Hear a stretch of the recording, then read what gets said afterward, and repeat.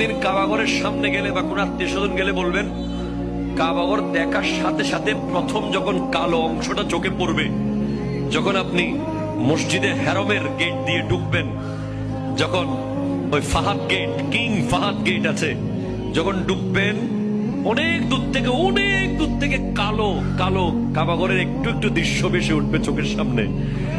তখন দোয়াটা করবেন, কি দোয়া করবেন কয়টা? যখন কয়টা?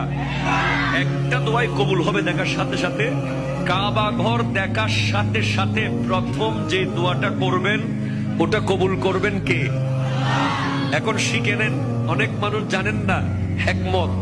আপনি একটা দোয়া করবেন, একটাই শেষ, একটা সুযোগ পাবেন আপনি, কিন্তু আপনি এমন এক দোয়া করবেন যেন যতদিন ওখানে থাকেন প্রত্যেক দোয়া কবুল হয়ে যায়। এই হিকমতি দোয়াটা শিখে নেন।